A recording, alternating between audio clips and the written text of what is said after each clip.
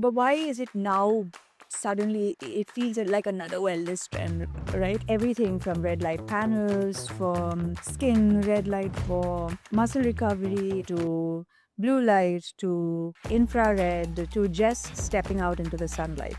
Light has a potential to heal. There's so much talk about light. Yeah. Where does one start? Sun is a combination of all wavelength, all of wavelengths. all wavelength. So it's the ultimate medicine. That way you can say it's the ultimate medicine, and it could be an ultimate insult too if you don't use sunlight properly. So many diseases are attributed to direct exposure to sun also. Skin cancers, we know. Ultraviolet rays in sun rays, if you are exposed to it, could. Which is why the sun got such a bad rep. So how do we expose ourselves correctly to sunlight? Light remains an integral part of practice of any medical doctor, whether we acknowledge that or not. We are embedded in lights, like we evolve with the presence of light itself. It becomes an integral part.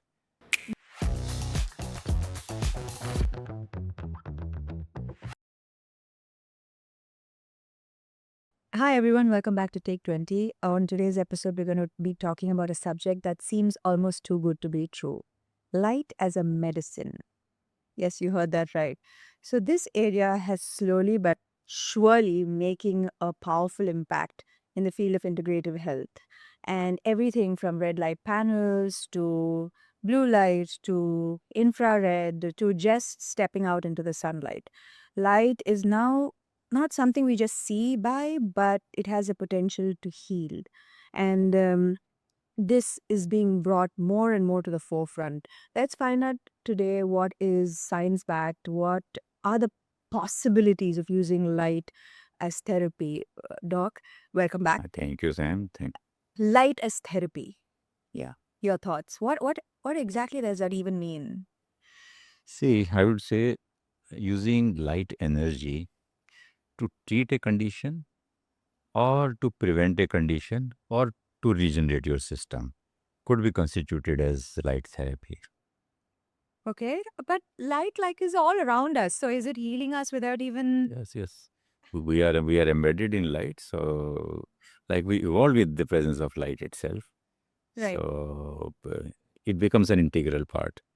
But why is it now suddenly it feels like another wellness trend, right? Like red light for skin, red light for muscle recovery, and then there's infrared for pain, and there's even getting your sunlight and helping with circadian rhythms, and there's so much talk about light.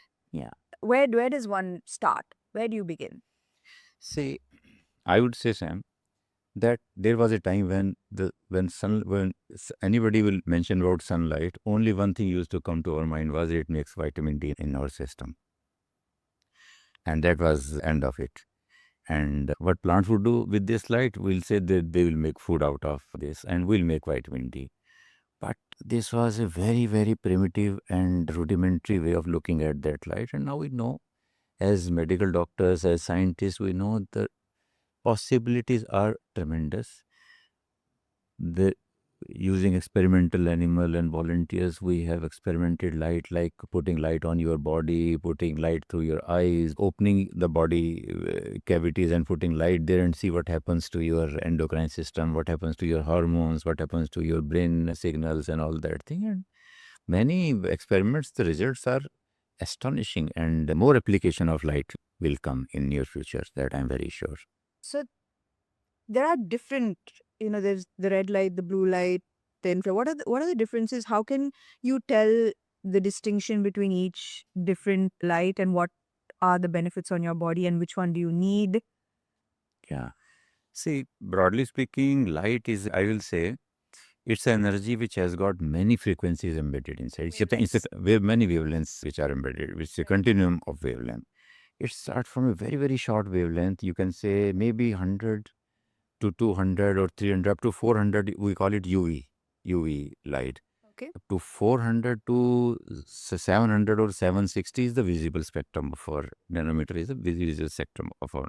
Then after 760 or so, it is no more again visible. So before 400 was also not visible, that was UV spectrum. After 700 or 760, again it becomes still it is light. but it is not visible to us. We call it infrared range. Infrared we have divided into near infrared, say up to 1000 or 1400 nanometer, we can say it is near infrared, and beyond that we call it far infrared. So this is our light spectrum, broadly speaking. Okay. So one thing is clear, the wavelength changes, our color perception changes. Okay. So if I given you, like suppose if I make this light photon, if I make their wavelength somewhere around 700, our eyes will perceive it as red. This is us. This is humans, we are perceiving like that. Right. Some other animals may be perceiving in a different way. And I will repeat, if I reduce the wavelength to less than 400, our photoreceptors, our eyes will not be able to see, but still light is there. All these different frequencies have got different role in our system. Okay. We have got various entities inside our system, inside our body, which absorb a particular wavelength. They are called chromophores.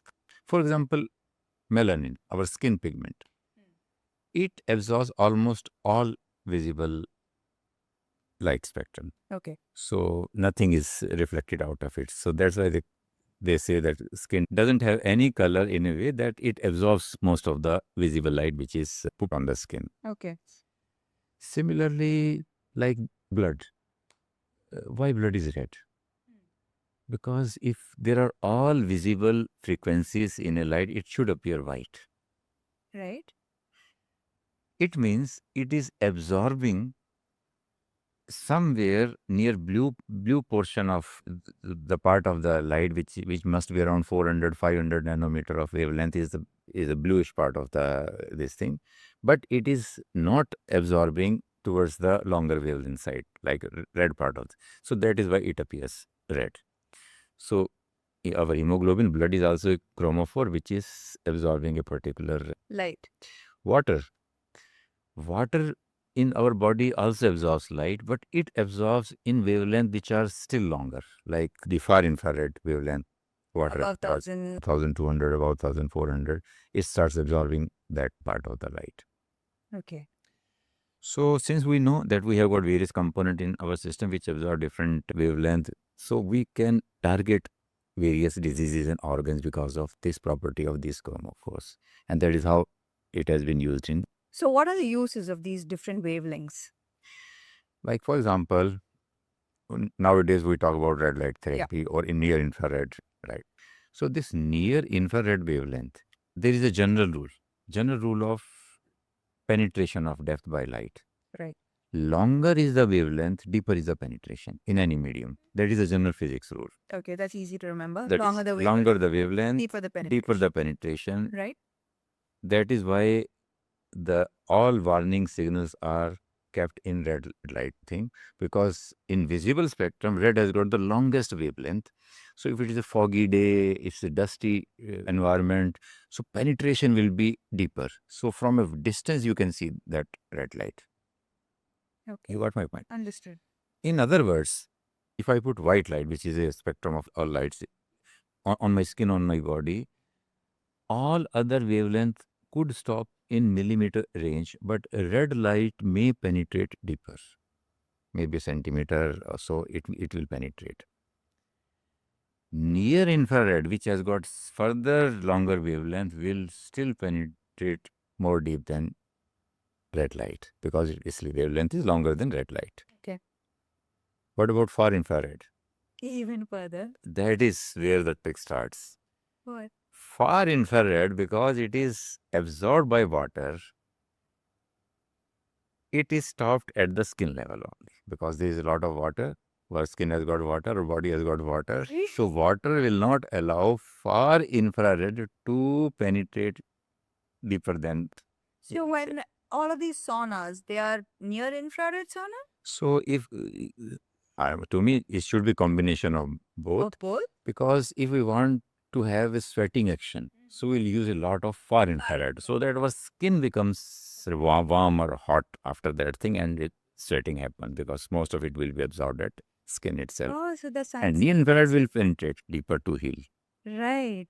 And the sun is a combination of sun is a combination of all wavelength, all all wavelengths. wavelength. So it's the ultimate medicine. It's that way you can say it's the ultimate medicine, and it could be an ultimate insult too if you don't use sunlight properly. If you don't use sunlight properly. Because so many diseases are attributed to direct exposure to sun also. Skin cancers, we know. Ultraviolet rays in sun rays, if you are exposed to it, could. Which is why the sun got such a bad rep. So Correct. how do we expose ourselves correctly to sunlight? So thing is, we know we all require sunlight and we all need to avoid sunlight. So where is the Goldilocks zone? Yeah. What do we require? Sometimes they say we require for vitamin D, we require UVs. Okay, if we require UV lights, UVC don't reach us. So UVB, we require a lot of them to make vitamin D in our skin. So most of the UV light is at the time of noon, when sun is hottest. Right. If we require healing, we require it near infrared or infrared light. That is dawn and dusk time, just after the sunrise or just before the sunset is happening. There's most of the infrared will get that thing. So that is how we have to optimize. If we are exposing ourselves to direct sunlight in the morning, we are not getting much of UV, but we are getting a lot of infrared for healing part. Not much of vitamin D is made. But at the time of noon, it should be a direct exposure to your naked skin to make vitamin D. You know, even UVs, even your cloth can block them. Block. Yeah. Infrared cannot be blocked by your clothings. How much of sunlight exposure is safe at 12 in the afternoon? It's very tricky. It depends upon which part of the world you are and what's the climate there, the season part of it, and how much do you require. But roughly speaking, I say that exposure, mid-noon exposures, Yeah. but mid-noon exposure of 1 to 2 hours makes approximately 10,000 international units of vitamin D. But sufficient exposure of your body. But would we do that? No. No one is doing So, that. Especially not in India. No one is doing that. no one would do that. We are a color-obsessed country. Yeah, Exposing ourselves at noon correct. make us all tanned, which is a topic for another day. So what do you do? So you do a vitamin D short injection, or you take vitamin D to take it. But as far as infrared are concerned, Right. The morning exposure. they are more important than ultraviolet rays for your body, because they heal. Near infrared are specifically picked by your mitochondria. In one of our previous episodes, we talked about how mitochondria are there to give us energy, ATP, and where even these free radicals are also made. Same mitochondria, their health improvement could be done very easily by exposing them to near infrared rays. So all these red light panels, they're all near infrared? They combine both. They combine red light also, they combine near infrared. The ones at home as well. One at home as well, only because this domestic, their energy is not Very powerful. very powerful as we use in our clinics. Red light also gets absorbed by your mitochondrial components to heal them. But problem with limitation with red light, not problem, is penetration part. Near infrared will go deeper in deeper tissues. Red light will be only for the skin deep. So 25 minutes in the morning sun exposure, would that help for healing, therapeutic effects? Indeed, its therapeutic effects are unparalleled, I would say. And even during the daytime, I'll give you a trick. Right. Even if it is noon and you are bothered about your tanning part, Yes. use a thick umbrella. Oh, or a hat. okay. A hat. A hat or an umbrella will not stop infrared, but they will stop your UV. Right. But don't I want the UV for the vitamin D production? If you're bothered about the tanning part that Right. we will discuss about. Yeah. So which becomes a dangerous part of sunlight exposure? The ones that we really don't want. The ones that can cause skin cancer and other harmful effects. 2-3 things. Some part of the globe, like over Australia, see, there are 3 types of ultraviolet: UVC, UVB, and UVA. UVC cause maximum damage to our skin. energy is quite high, wavelength is quite short, and it could lead to very speeding of aging process as well as formation of cancers. Fortunately, there is an ozone layer around our planet. So what happens is that ozone blocks this UVC. UVC doesn't reach us, should not reach us. But because of our industrial various processes, we know that there is an ozone hole, especially over Australia and some places, people are getting directly UVC on their skin. So that is one part we should be, if we are traveling to these places, we should be very cautious of directly exposing yourself to the sun, because we know that UVC will be out. Second is overexposure. That we should not be overexposing ourselves to direct sunlight. Third thing is when you are at a high altitude. See, what happens is, I have seen when I was working in DRDO, I used to go to Leh and Ladakh, and there, Leh and Ladakh, is a place where you find two conditions simultaneously on your face by your climate or your sun. You will get sunburn and you will get frostbite. Oh, yeah. So there will be frostbite on your tip of the nose, and there will be sunburn on your cheek. Right. So why? Because at high altitude, these ultraviolet rays are very strong. And the temperature is so low that you feel like exposing yourself directly to the sun. Right. Without understanding that this is not only heat you're getting, this is directly you're getting a lot of ultraviolet rays too. So it just damages your skin altogether. And even in sub-zero temperature, you get sunburn. And that sunburn can become a precancerous condition, can lead to cancer at a later stage. So, if you were going to talk about the therapeutic uses of light and different wavelengths, your body reacts to different wavelengths differently. Say, like red light is used a lot for skin conditions, and blue light is used for sometimes depression as Oh, yes, it can be used for depression also. It is used to treat acne also. Skin conditions in blue light is also used. well. Right. And infrared is used for pain. And so, how does this work? See, these chromophore, what we are talking about, they absorb its energy. Okay. So red light, suppose red light and infrared light, both, if they are absorbed by mitochondrial, this is a mitochondrial 4 electron transport chain, mitochondrial 4 complex. So it is the part where our ATP is formed. Right. So once it is absorbed, it excites it. It makes it more efficient. It makes it more efficient to combat against inflammation. It makes it more efficient to produce good energy, ATP to us.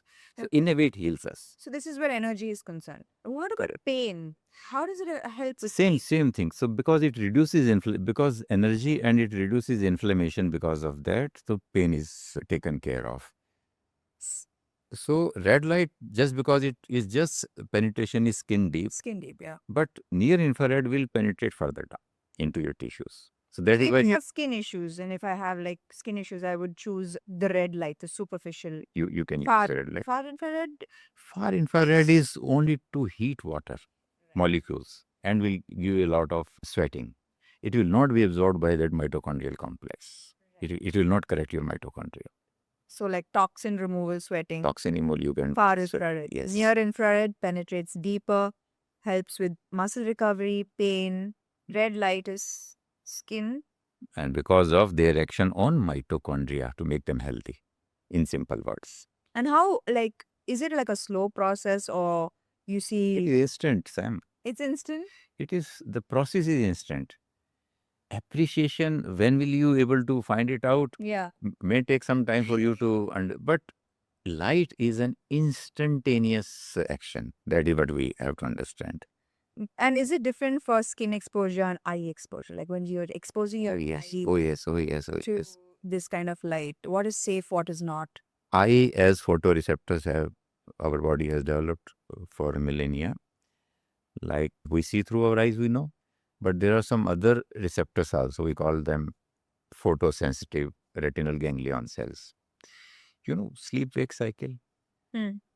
You do this experiment once. If you are feeling very sleepy but you have to go to some work or something like that, just open your eyes, take a torch, white torch, and just project onto your eyes from above Okay. to lower part. So if you're projecting your torch with an angle from above, this light will be projected on lower part of your retina. Okay. There is this photosensitive retinal ganglion cells are there. Okay. So your laziness will go. It will reset your cycle, the rhythm in a way, so that Which is why blue light is also bad, because when you expose yourself to that, you're messing up your circadian rhythm and your sleep pattern, because we're all obsessed with our phones, TVs, laptops. correct. Because these retinal cells, they have got a direct connection with our pineal gland and secretion of that we know melatonin.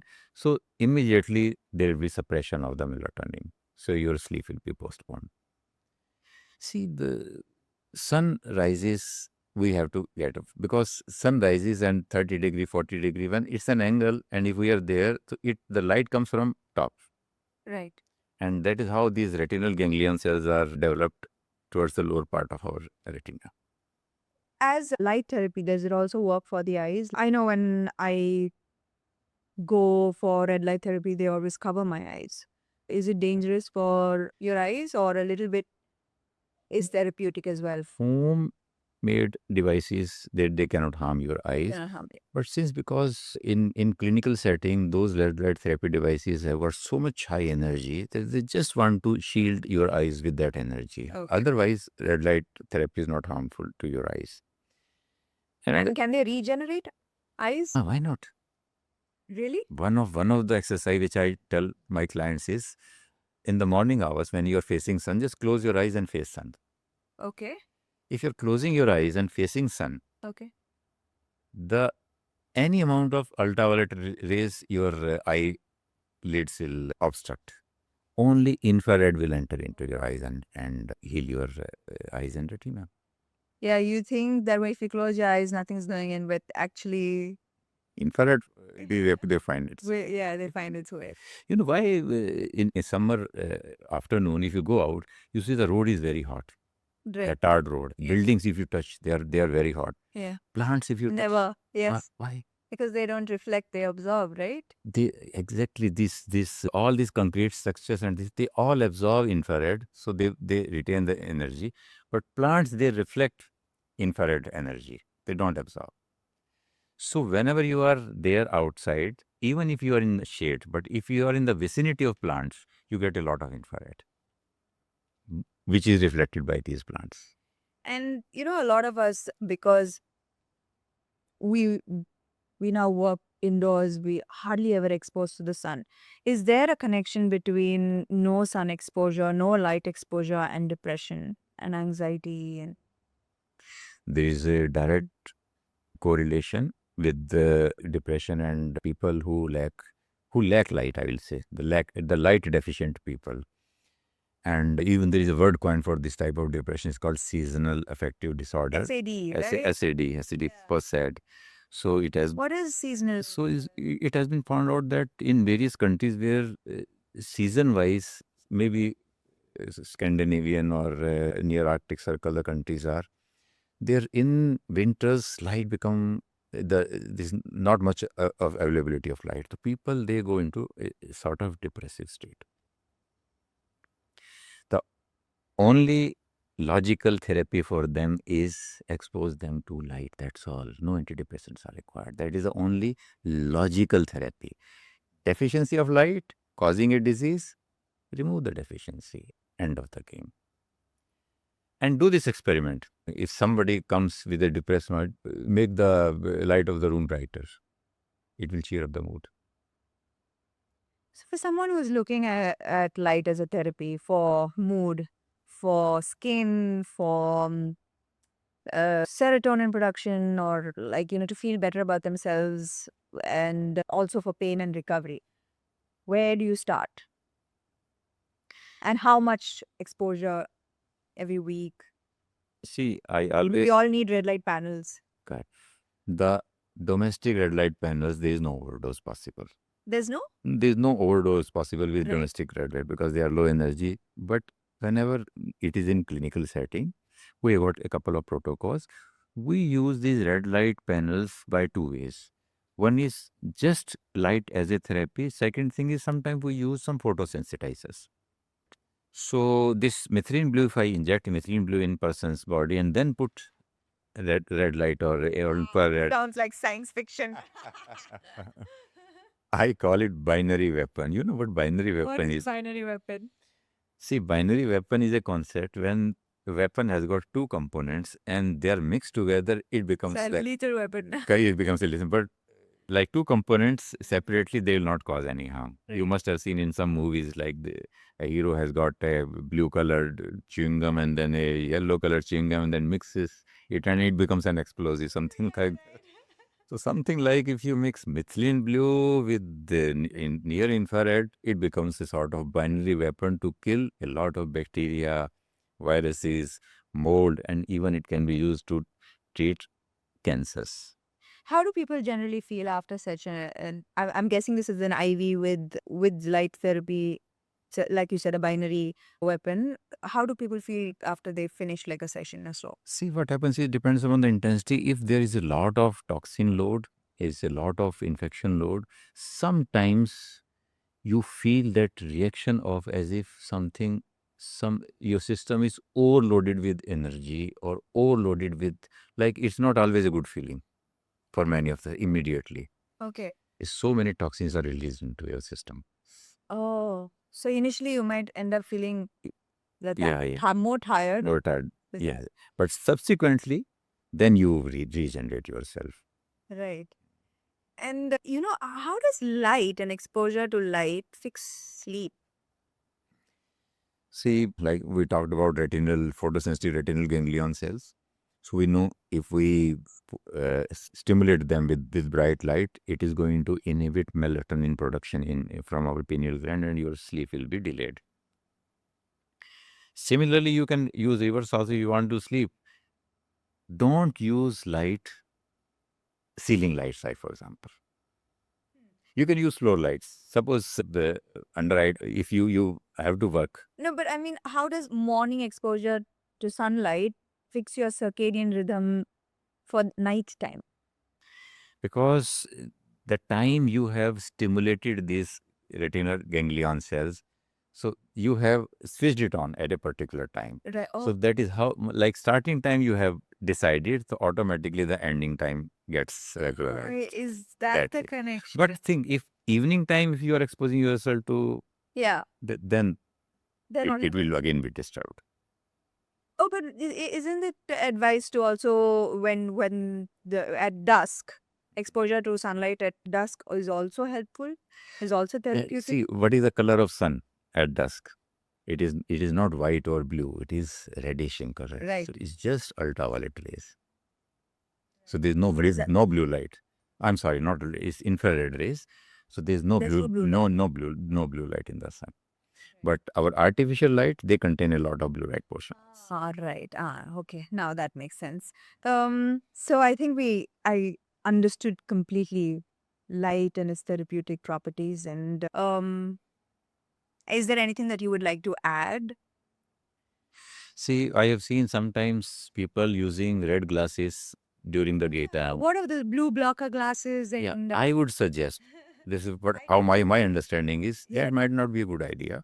Because white light or blue light during daytime is required to keep you awake also, to keep you vigilant also, to keep you stimulated also, to keep you that what about blue melatonin. blocker glasses? Same, if you are using during the daytime, if you're always blocking the blue light, it might not be a very good idea for your own circadian rhythm. So the evening time, Evening time you can use. the blue blocker glasses. Yes. So don't walk around with red blocking red glasses through the day. If you really want to live a meaningful life. Yeah, but do you see people walk around with during the daytime as well? I thought it was used only during the. I have seen so many people using now. Many people I have seen using red glasses for them. So thinking about that, they are preventing blue lights entering. But blue light is also important for us. Like, for example, blue light can treat even acne. If you expose your skin to blue light, it is very potent to treat, because there is a bacterium which causes this acne. So those bacteria are killed by blue light. That's all. Blue light, even for babies, we use to cure. There's something called neonatal jaundice. Many small babies, they develop jaundice.